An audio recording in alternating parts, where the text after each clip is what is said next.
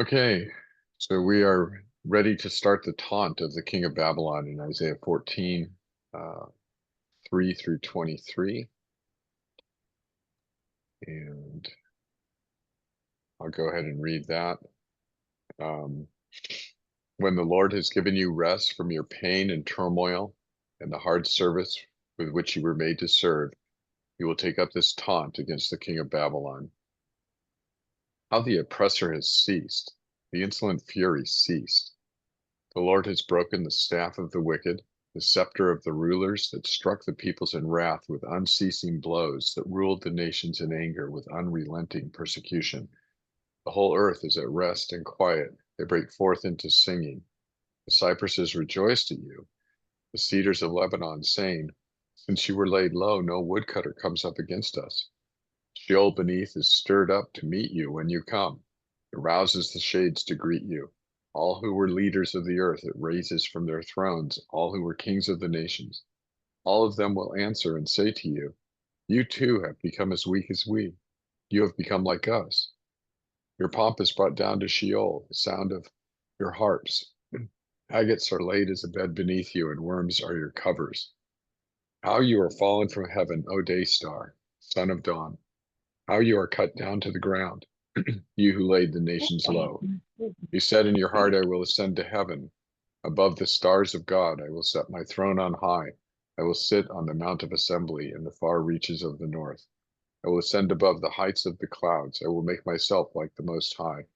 But you are brought down to Sheol, to the far reaches of the pit. Those who see you will stare at you and ponder over you. Is this the man who made the earth tremble, who shook kingdoms, who made the world like a desert and overthrew its cities, who did not let his prisoners go home? All the kings of the nations lie in glory, each in his own tomb, but you are cast out away from your grave like a loathed branch, clothed with the slain, those pierced by the sword who go down to the stones of the pit like a dead body trampled underfoot. You will not be joined with them in burial because you have destroyed your land, you have slain your people. May the offspring of evildoers never more be named. Prepare slaughter for his sons because of the guilt of their fathers, lest they rise and possess the earth and fill the face of the world with cities. I will rise up against them, declares the Lord of hosts, and will cut off from Babylon name and remnant, descendants and posterity, declares the Lord. And I will make it a possession of the hedgehog and pools of water, and I will sweep it with the broom of destruction, declares the Lord of hosts. Okay, so the taunt on the king of Babylon. It is a parody of a lament. A lament is when you feel sad for something bad happening to somebody, and you emphasize whatever that word is with them, and you you express that in a poetic way. This is a kind of a parody of that. It is a taunt of their of the king of Babylon's pretentious claims and his brutal behavior and his acting like he was in charge and king of all things, and then being brought down to the lowest point, the lowest position in all of creation, the furthest reaches of Sheol, the grave. Um, so, we've gone through this before a couple of weeks ago, and I was addressing the question: is this about fall of Lucifer? And I think that I hope that everybody was able to see that it's really not about the fall of Lucifer. This is really actually about the king of Babylon. And I think I'll just mention verse 13, something about that, which Mike brought up several weeks ago. Says, verse 13, you said in your heart, I will ascend to heaven above the stars of God. I will set my throne on high, and I will sit on the mount of assembly in the far reaches of the north. And then 14 just echoes that again. I will ascend above the heights of the clouds. I will make myself like the Most High. This is, some of the verses that people take and they say this sounds like this is about the devil. Mike pointed out that the reaches of the north at the end of verse 13, the assembly, the Mount of Assembly right before that, that these are part of the Canaanite mythology, Canaanite gods. It's kind of like Mount Olympus would be in the Greek gods. So this particular mountain that's being talked about Mount of Assembly is Mount Zaphon, which is also referenced in a couple of Psalms. And Mount Zaphon is a place where the Canaanites in their mythology had their gods would gather in an assembly at Mount Zaphon. And so Canaanite mythology, the structure of that is being used here in this taunt about the king of Babylon. You thought you were, among the Canaanite gods, uh, is what's going on there, and that he's actually not. He's just a man, and he's been cast down into Sheol. So just wanted to mention that. Um, I think the taunt is self-explanatory. I will go through it and make a few comments, but let me ask first, does anybody have any thoughts about the taunt or about um, any questions about anything in it? No. Nope. Okay. All right. So, so the Lord has broken the staff, it says in verse 5, of the wicked and the scepter of the rulers. These rulers have struck the people harshly, and Babylon was known for its ruthless, um, inhumane treatment of people. I read some articles recently that said, "Oh, well, the Bible just has a negative view of Babylon. Um, Babylon wasn't any worse than any of the other countries. They were all like that." And I thought, what a silly argument. Um, just because all the nations were brutal doesn't mean that Babylon wasn't brutal. So um, anyway, uh, Babylon was known for its brutality of its captives and things like that. Uh, so the first part of the taunt talks about all the oppression ceasing and the oppressor being done away with, and that this is a cause for rejoicing. In verse 7, the whole earth is at rest and quiet, not under the oppression anymore, and so the whole earth breaks forth into singing, and even inanimate creation like the cypresses and the cedars of Lebanon rejoice. And there are a couple of ways people understand the rejoicing of the inanimate creation. One is that it's just basically a picture of the war machine has stopped, and so they're not cutting down trees anymore for their siege warfare, which was what Babylon used. And so the forces are rejoicing over that in this picture. And then another way of thinking about it is that trees sometimes in the Bible represent leaders and nations. And so leaders and nations are not being cut down anymore. So they're rejoicing in verse 8. In verse 9, you have the grave being introduced here, Sheol. It's stirred up to meet. The picture is everybody standing up in kind of an honor type of thing to receive the honored guest, but it's just a mockery because he's being received into the place of death here. And so all the leaders of the earth raise from their thrones, and all the kings of the nations stand up to greet the king of Babylon. But what they actually say to him is not, "We're so honored that you're among us," but, "Ha, look what happened to you. Same as what happened to us. You thought you were very powerful, but look, you're reduced to nothing," type of thing. Um, it is the arc of the king of Babylon goes from greatest power and highest exaltation down to the lowest position. And so this is there is no further, the biblical stories say of Christ, coming from heaven to earth, humbling himself, becoming a man, even to the point of death, being crucified on the cross, buried, and then resurrected. That arc is you, right? He starts at a high point, goes to the low point, up to the high point again. The king of Babylon starts at a high point, goes to the low point, and never comes back. He's cut off.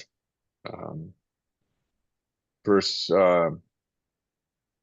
11 gets to the bottom of his descent.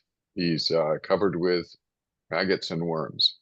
And so then 12 is the lament. "How have you fallen from heaven, O day star, son of dawn? You are cut down to the ground, you who laid the nations low."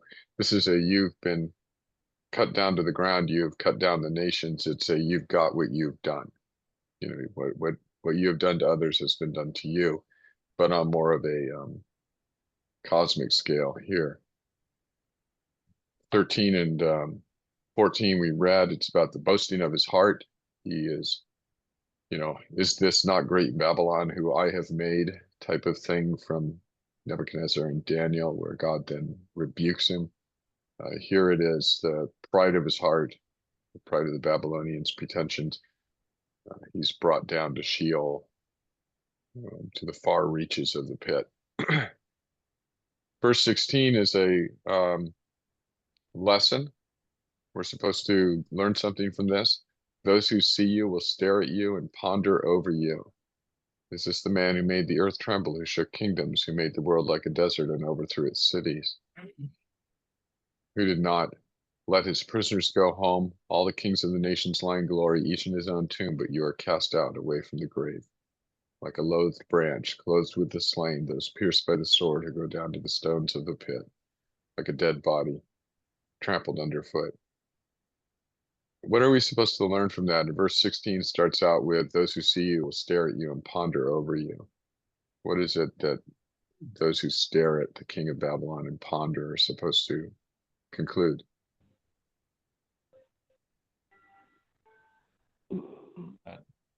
He was exceptionally bad.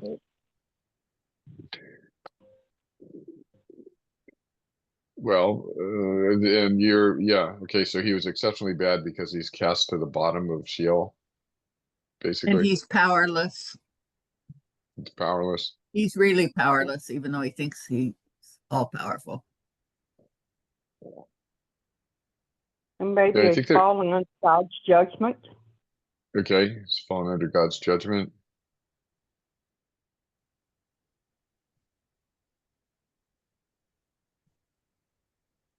I think maybe one of the things is we're supposed to see the contrast between his power and his, I mean, he boasted of great power, but he didn't, and he had great power, right? So he had great power, he boasted of it. It really wasn't a overstatement, you know, when he was saying things like he was the most powerful man in the world and everybody would bow to him and things like that.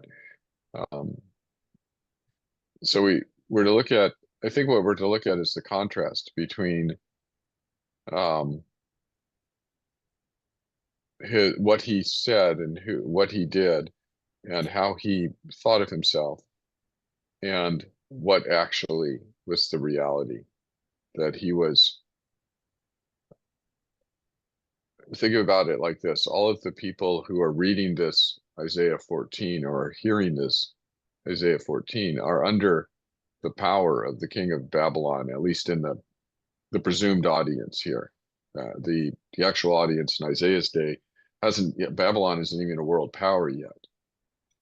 But the audience for whom this is written, the audience in exile, is the king of Babylon has come in and destroyed their country and their temple and killed much of the population and taken some of them into captivity. And now they're in captivity being treated harshly by the Babylonians. And they receive this word and they think about, this is the future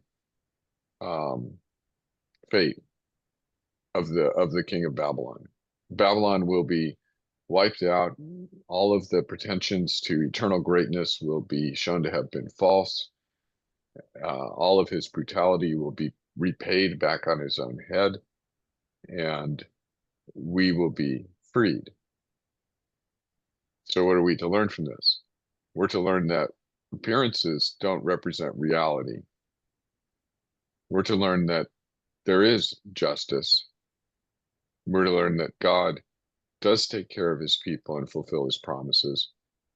You know, there's lots of things to learn, not just about the wickedness, say, of the king of Babylon, but of walking by faith and not by sight. I can see the wickedness, right?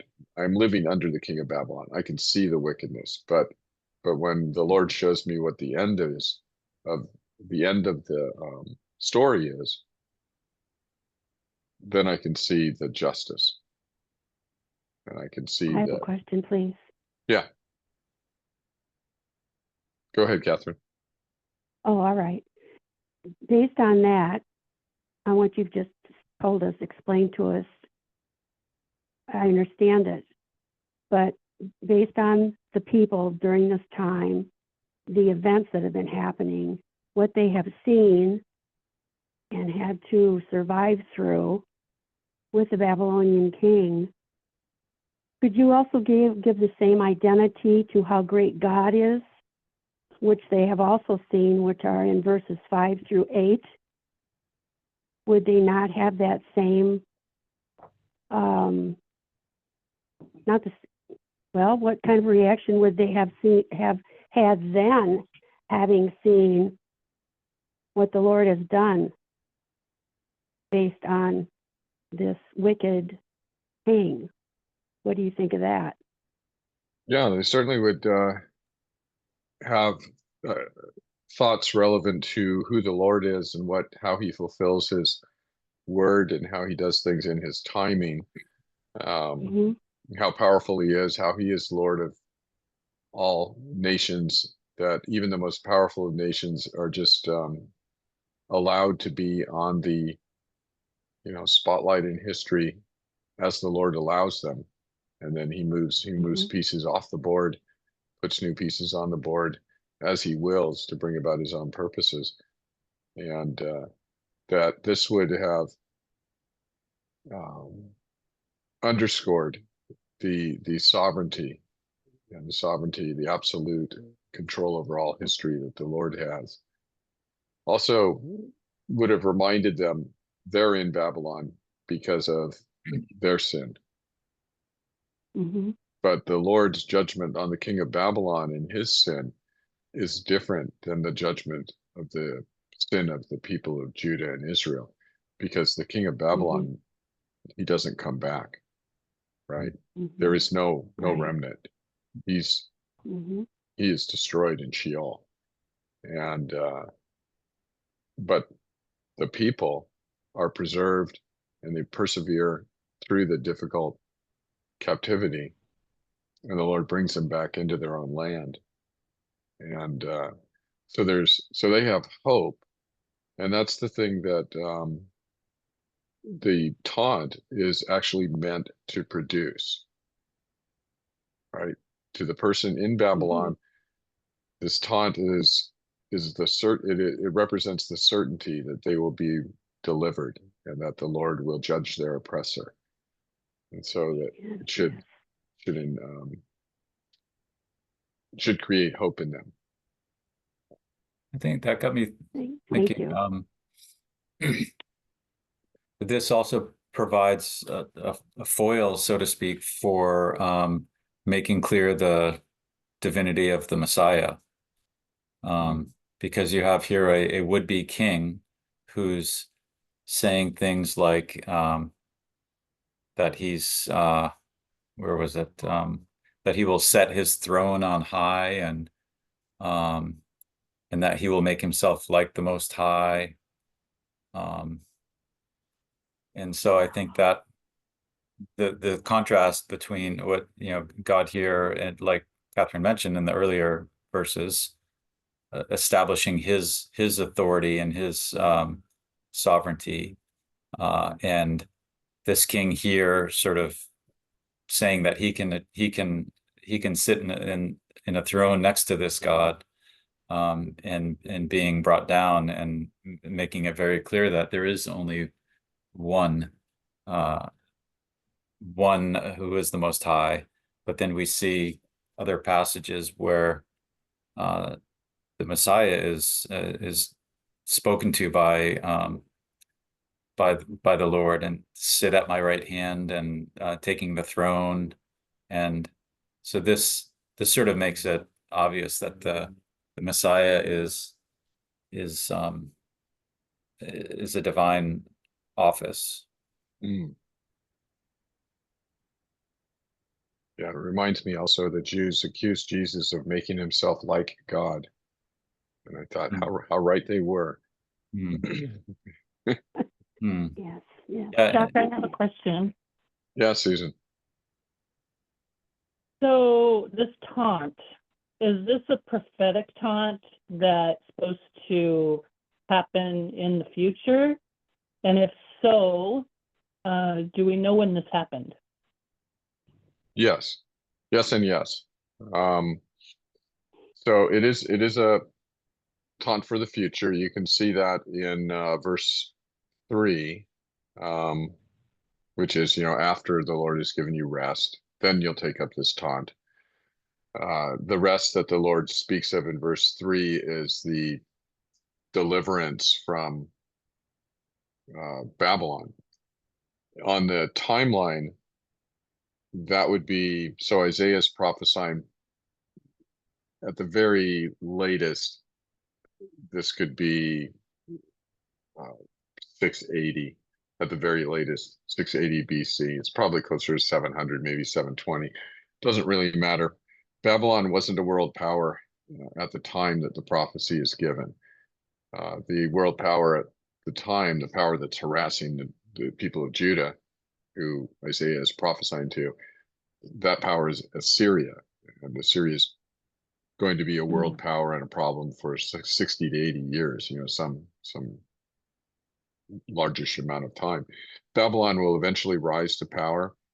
It exists, but it's been subdued at this time by Assyria, but it will rise to power, will defeat Assyria and all of the other minor players in that part of the world, and will eventually be used by God to judge Judah.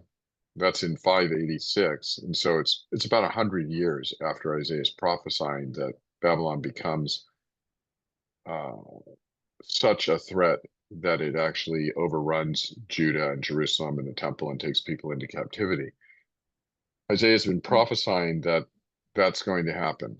He's been telling the people they're going to go into exile in Babylon because of their sin, and God's going to raise up Babylon against them. And so then this is kind of like part two of the prophecy. Well, part two of the prophecy against Babylon or concerning Babylon is God will deliver you from Babylon. Isaiah's mentioned that a few times too. And then this is part three, which is this is what happens to the Babylonian king. Um, he descends to Sheol, and he's mocked, and you will mock him. And this is kind of a response to, or a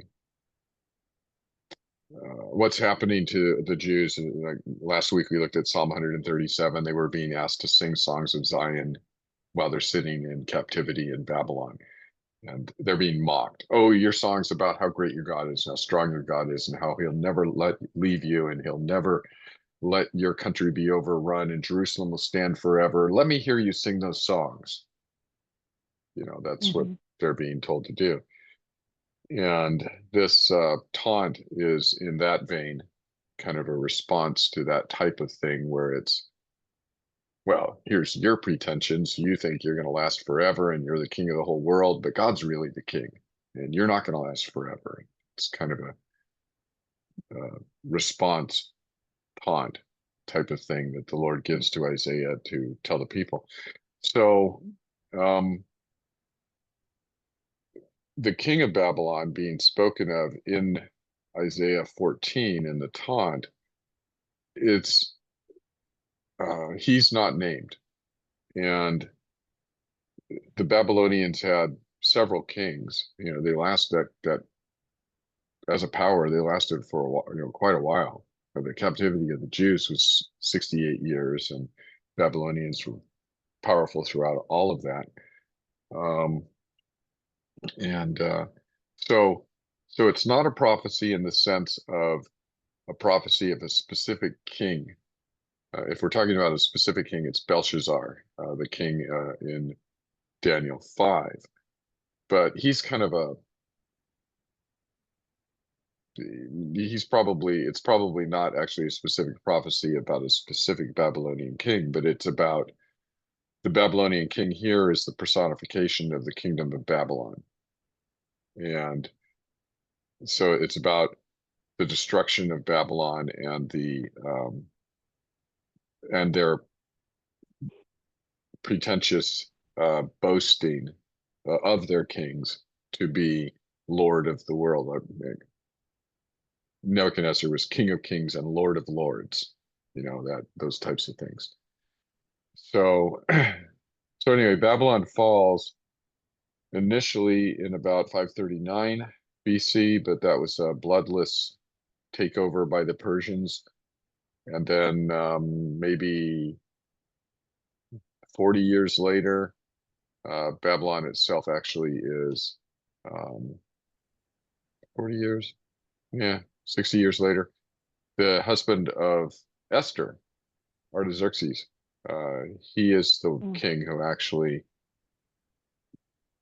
in a military way, destroys Babylon. So that's in the mid 5th century BC. So the taunt is it is prophetic in the sense that the Babylon will fall, God will judge Babylon, but it's not specifically about one king. It's just about, look at their boasts and their pretenses and their great power that they have over you today, but recognize that's nothing. That means nothing. Only the Lord can make can say a word and then fulfill it. The Babylonian king is not eternal. So was that helpful? It was a long roundabout answer. Helpful at all? Yes, very much so. It puts a timeline. It gives me a timeline to events. Yeah. So you just, what we want to have in our head is just the major blocks of events, being in Isaiah's time, Judah and Israel at the beginning of Isaiah's ministry, both Judah and Israel during the divided kingdom period here are both in existence. But before Isaiah ends his ministry, Israel gets wiped out by Assyria. Isaiah's main message is to Judah. He's telling them what's going to happen to Israel, and then later what did happen to Israel will happen to you. Babylon, God will raise up Babylon, and he's going to make you survive through the Assyrian threat.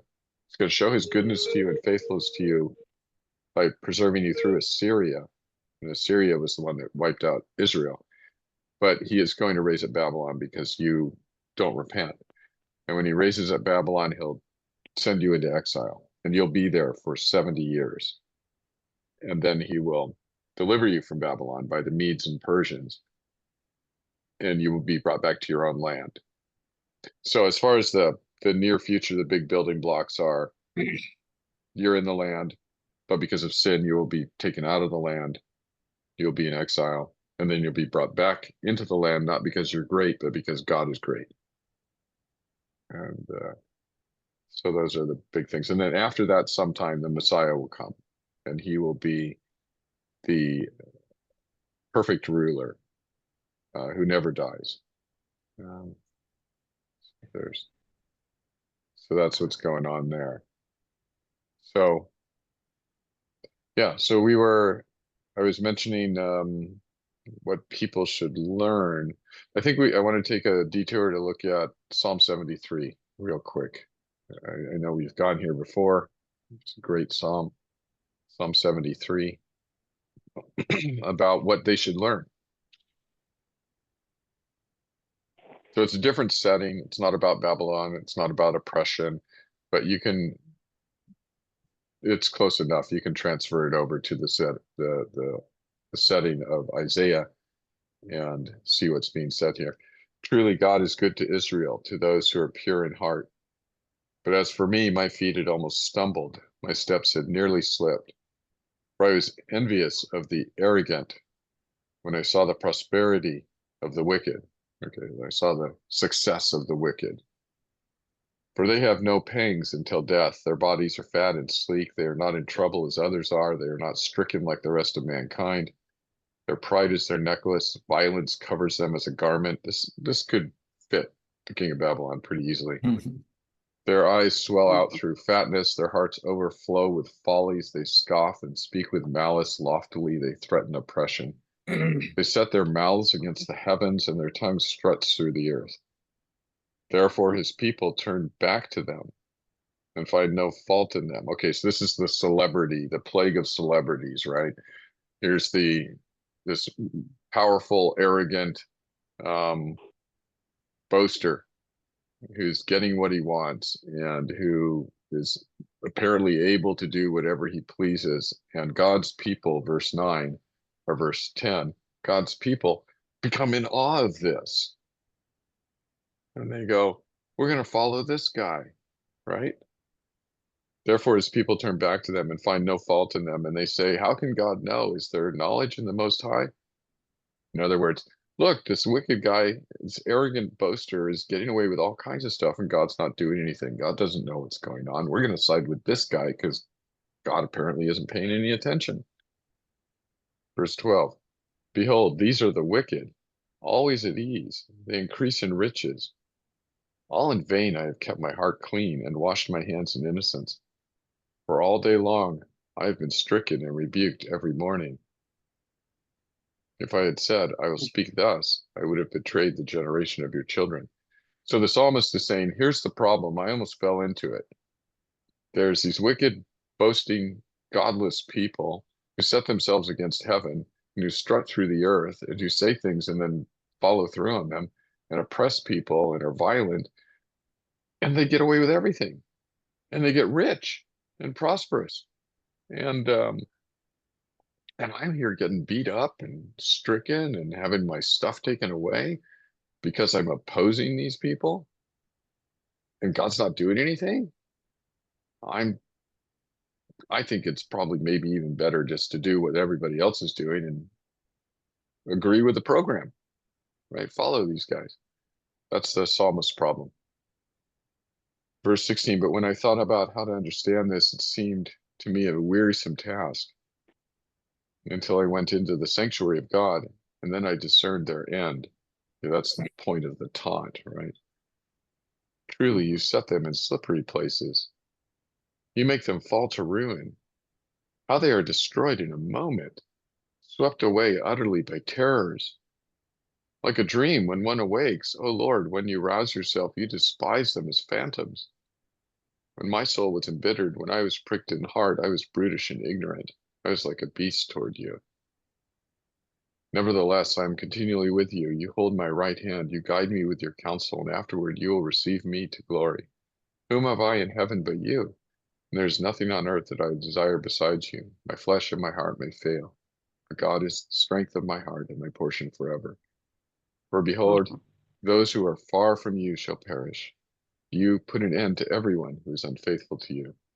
But for me it is good to be near God.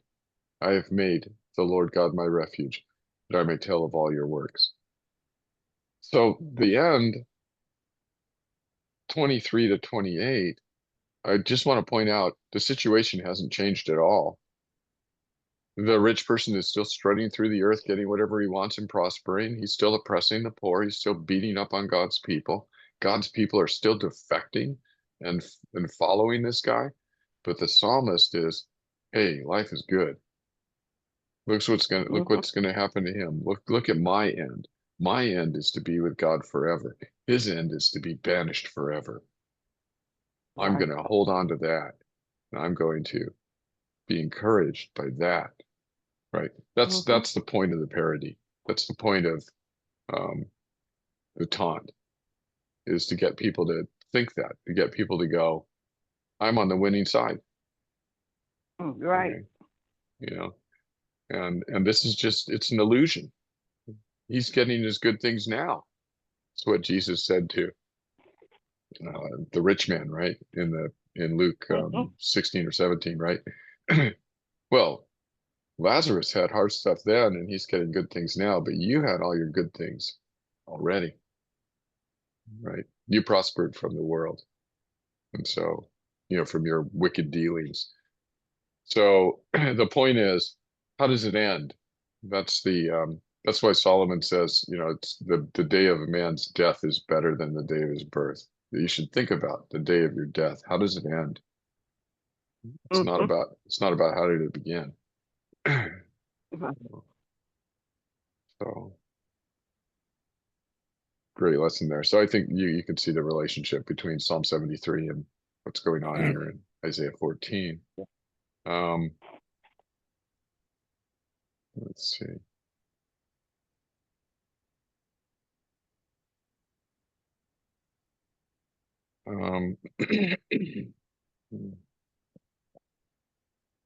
So if we go back to Isaiah 14, 16 through first part of 19.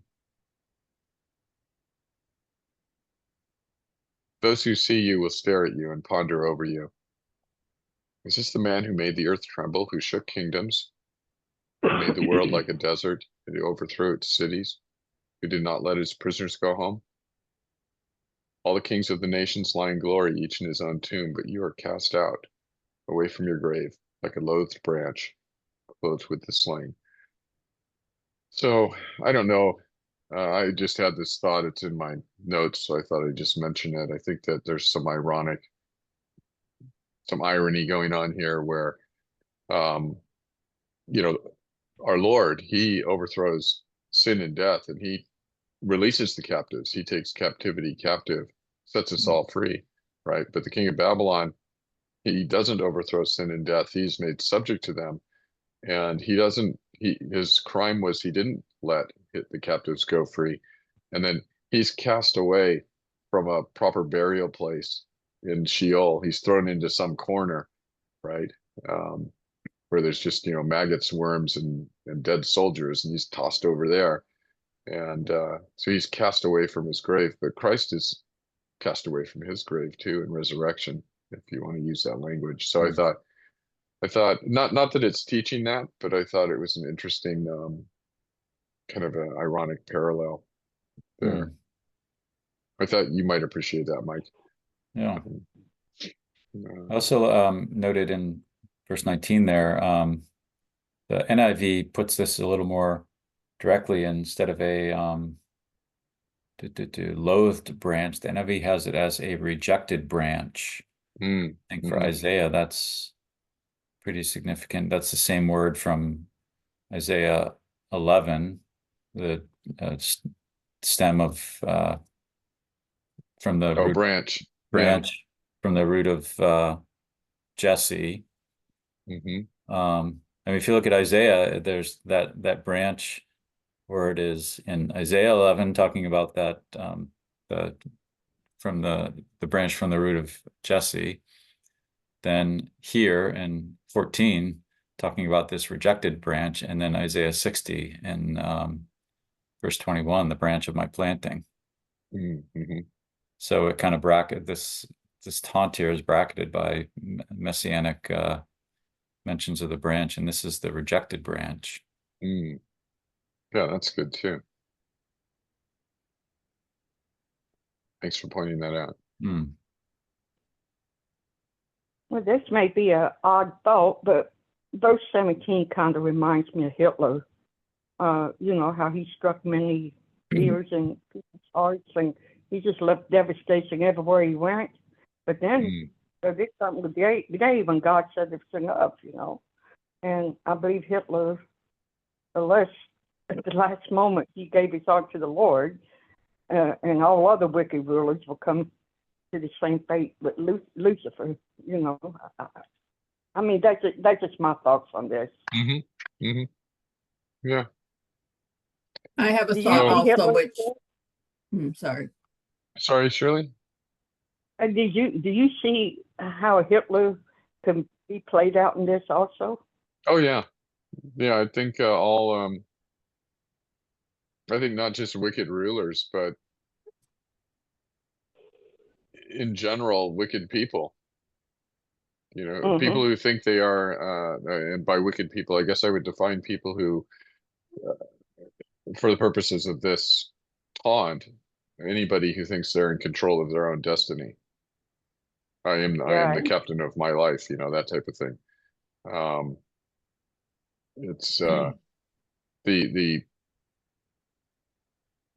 the king of Babylon, who's being mocked here, he was able to, he had a much wider sphere of influence than most people do. But the basic idea of I am the Lord and master of my own life in whatever sphere of influence I have is the same. So Mm-hmm. I think anybody who thinks that will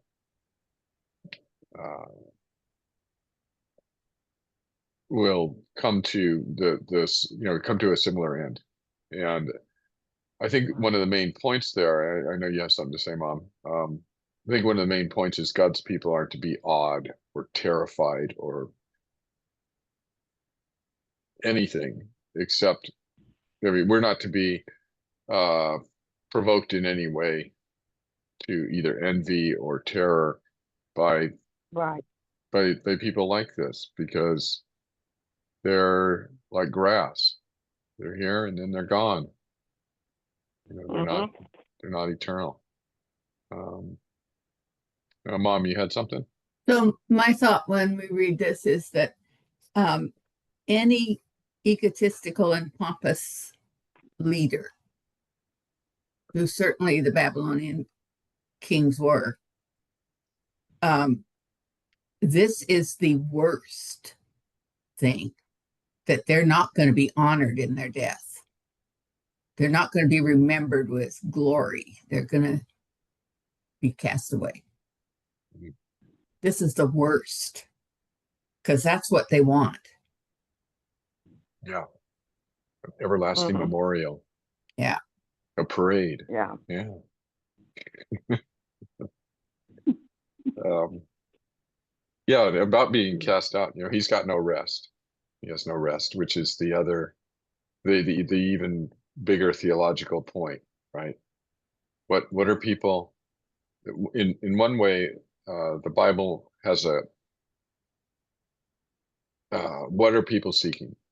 And the answer to that, the Bible gives in lots of different ways, but one of the main ways is that the people need rest. They need the rest that the Lord gives. And Mm-hmm. rest is the answer to the curse. And the king of Babylon, he gets no rest. Um, but those, but those who are God's people, they enter into rest now, with him. So we get to enjoy eternal rest in God's presence. We get to enjoy eternal rest now because God is with us. But the king of Babylon, who is seeking rest, he wants to build himself monuments and at the end rest and bask in the glory. He gets none of that. He gets no rest at all.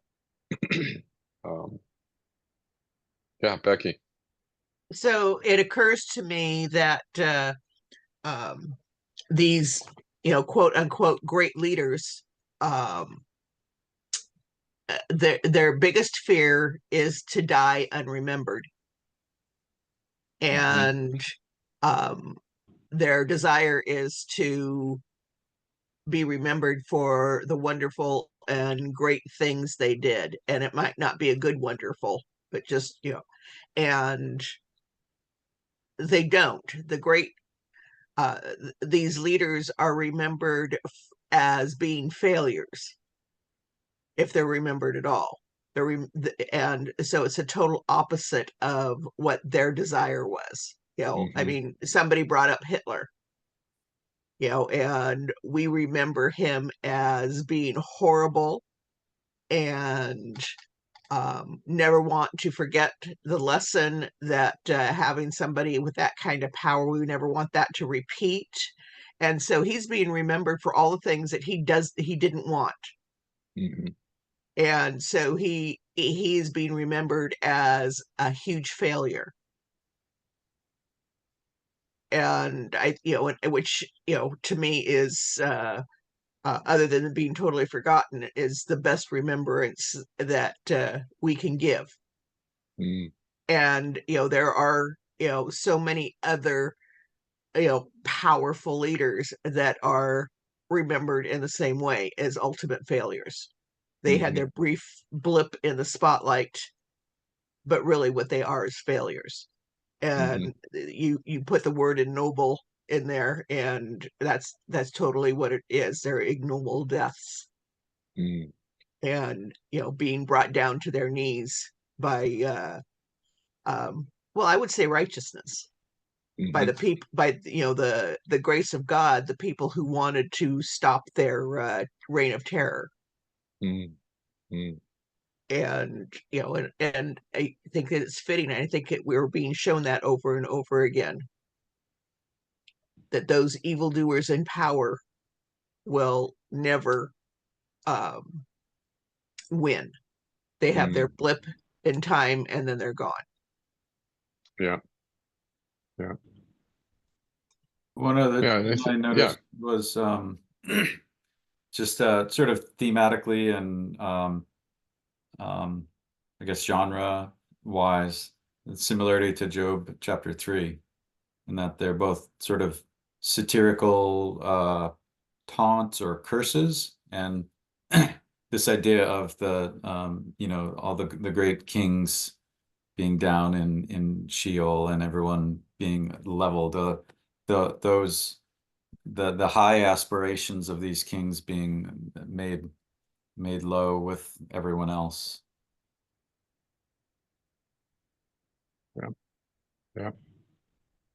So I was thinking, as I was reading through it this morning, I was thinking of somebody might have a question. I don't, which was, is it right to taunt people? Excuse me, is it right to what? Taunt, mock. That's Oh, what's mock. going on. That's what's going on in the passage. It's a mockery. It's a taunting. Hmm. So I thought go ahead, Mike. I was just gonna say, like, the short answer I always get would be like not specifically, but generally against God's enemies, sure. But since we don't know necessarily who's God's enemies are specifically, then you would not want to specifically taunt a specific person, but just generally taunt God's avowed enemies. Mm-hmm. So let's look at Proverbs 24, 17 and 18.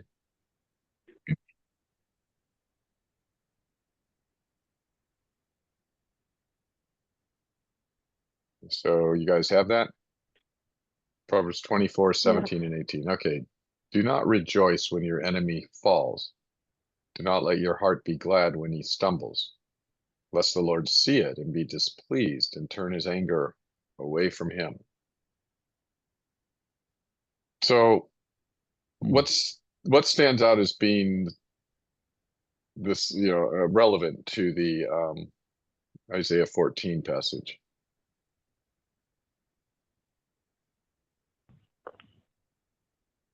Mm.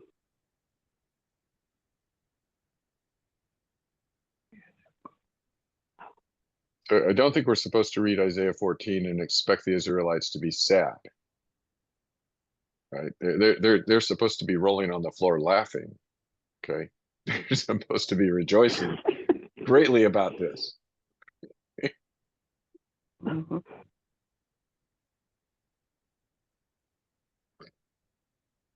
Our heart, the heart is what's speaking to me right now. Mm-hmm. It's our heart, not our. If our mind, if our self overrules our heart, then I feel that would be I wish words would come to me quicker, but it would not be honoring God. Our heart, when it turns to that type of behavior, that type of thought. Do you know what I'm trying to get to here? It's not, if I'm letting my heart rule, being a follower of God, obeying God, following his will, yet that's how he sees me. He sees my heart. He doesn't see me. He sees my heart. So do I make sense at all anywhere? That's what that's what I focused in on, was my heart. Let your heart be glad in the Lord, not when somebody stumbles. Mm, mhm, mhm. I don't know, Chuck. I could not be getting to the relationship maybe that you have in mind with that and with Isaiah 14, but Yeah, that's what it no, said to me. yeah, I think I get it. Yeah. Becky, Okay, thanks. Thank you, Catherine. So, Catherine, I you're think I welcome. understand what you're talking about, but I know that I struggle with this a lot. Yeah. I'm not a newsie. I don't watch the news incessantly, but I read enough to keep up on current events. And Hmm. what this does to me is I don't like to be happy when somebody I don't agree with has problems, but my Hmm. heart goes that way. And what I end up doing is praying about my reaction and God's will. Because Yes. when I see somebody doing something that is wrong and they're stopped, I feel glad about that. Mhm. Um, and and that's the enemy falling. And Hmm. I can't be sad about being happy that they were foiled, but it opens an opportunity for me for prayer. And if anybody has uh, a comment or solution on how to get past that, for me, that because I struggle with that. I struggle with not being or with being happy when somebody's uh, bad ambitions are foiled. Mm. Yeah, I think that's something that everybody has to work with, work through. Hmm. Hmm. Let's look at one other passage and then I'll make a couple of comments after Mike says something here. Sure. Yeah, because I was just looking at in Proverbs 24 here, verse 1. I think this might inform a little bit. It says, "Be not envious of evil men, nor desire to be with them." Right. Hmm. So if you look at that, which verse was it that you 17 and 18. 17, right? So I think if you kind of connect those together, if this joyce of when the enemy falls is rejoicing because you envy them, and it's like, well, if I can't have it, then they don't get to have it either, and I'm happy to see that they didn't get it. So if it's like a rejoicing in kind of an envious way, then maybe that's what 17 is warning against here. Mm. Hmm. Okay. So we'll come back to Proverbs in a second. Let's look at Revelation 19, 1 through 4.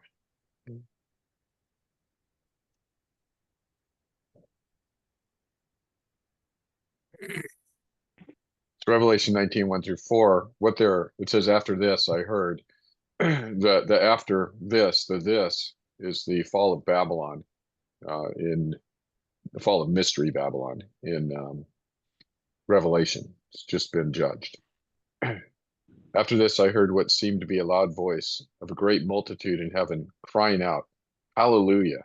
Salvation and glory and power belong to our God, for his judgments are true and just.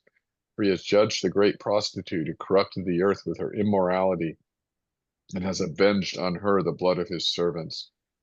Once more they cried out, Hallelujah! The smoke from her goes up forever and ever. And the 24 elders and the four living creatures fell down and worshiped God who was seated on the throne, saying, Amen, Hallelujah.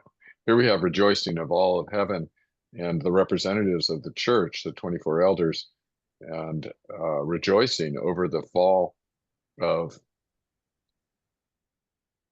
which is the world system, basically. um, and so there's great rejoicing, right, over the fall of the enemy of God and God's people here. So the proverb has to be tempered, right? We have to look at the proverb and see what situation is it talking about here, and why is this different, and how is the uh, Isaiah 14 different? So if you go back and look at the Proverbs 24, 17, and 18, actually go back to 15, I think, through 18. We'll look at that.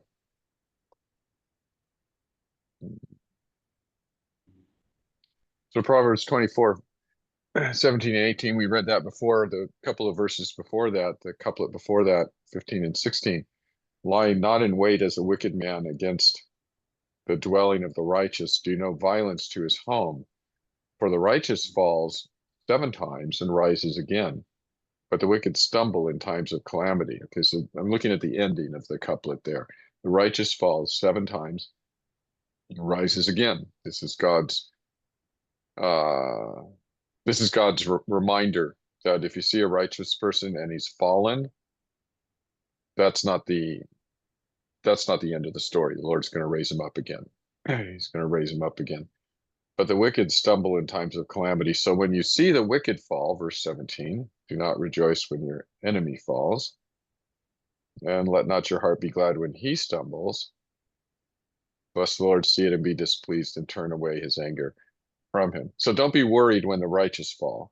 Pray for them. The Lord will restore them. Don't rejoice when your enemy falls. You don't know that that's not the end of the story. The Lord might, they might get back up. The Lord might restore them too. There may be more to that story. The point is that the story's not over when you see somebody fall. But the king of Babylon, he's in Sheol. That's the end of the story, okay? That's the end of the story. Babylon in Revelation has been judged with finality by God. That's the end of the story.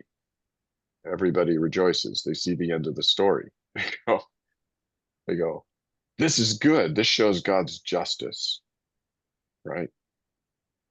Mm-hmm. We should be able to rejoice that Adolf Hitler was taken off of the chessboard. Okay, we may not rejoice. We don't know his ultimate destiny, but we know that that story's over. Right? We should be able to rejoice in that. We should be able to see, and in fact, in the Bible, all over the Bible, when God does a judgment in history, people are encouraged and called foolish if they don't look at that and see God's justice. Right? So it's not wrong to rejoice in God's justice when he stops the evil regime from persecuting Christians, or when he removes an oppressor of God's people. Now, in Isaiah 14, they have God's own revelation that this is the end of the story for Babylon and the king of Babylon. And so they are completely right to rejoice, like they do in Revelation, over that. So the proverb is about, if you see something bad happen to your wicked neighbor, don't say, yay, he got his just desserts and all of that, because he's still alive. It's not over yet. Maybe he's going to repent. Use this, pray and use this rightly. Don't bring God's wrath on yourself. Mom. So in Proverbs 24, would you please explain verses 21 and 22? I will look at 21 and 22. Especially in son, 22, the word them both. I mean, what's it talking about?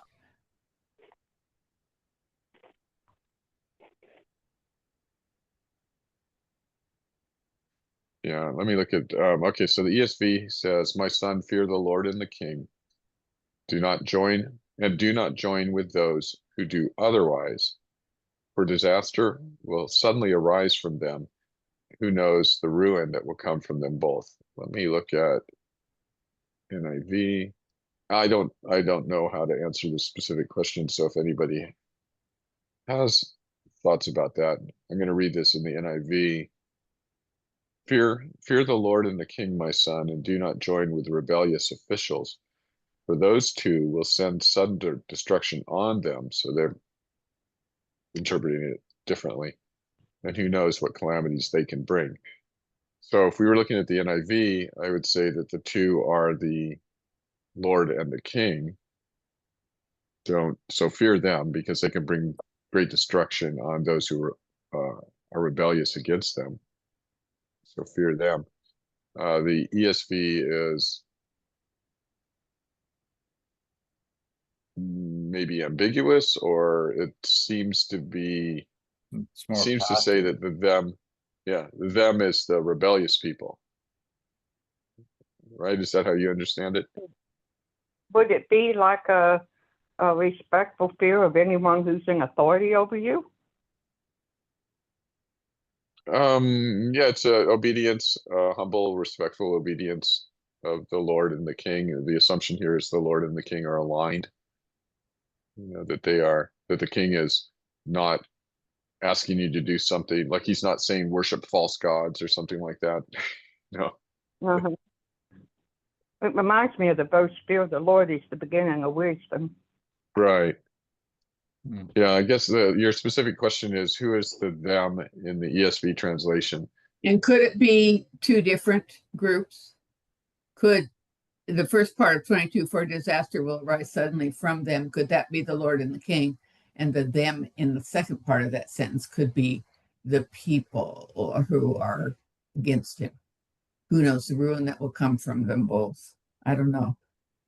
Yeah, I think it's the same them. It's the same Okay. group.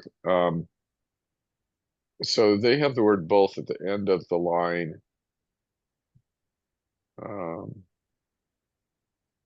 The NIV has the word both. They use the word two, TWO, Mm. for those two. Will send sudden destruction on them. I'm going to go with the NIV. That makes more sense. Fear the Lord and the King. Don't join with the rebellious officials, because the Lord and the King can bring destruction on them.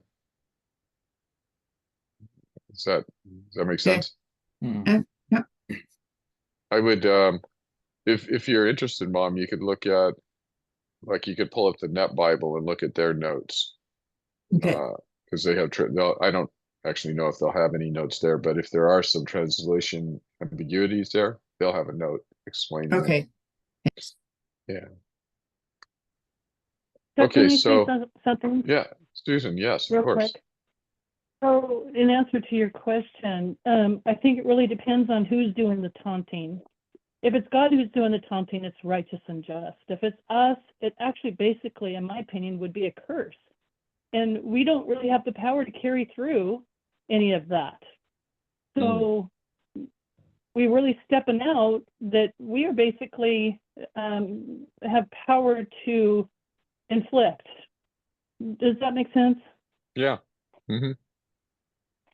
Yeah, it does. I think you're right about that. I also do think, though, that, just to add to that, that when God does a judgment in history, like so he defeats the Egyptians, he delivers his people.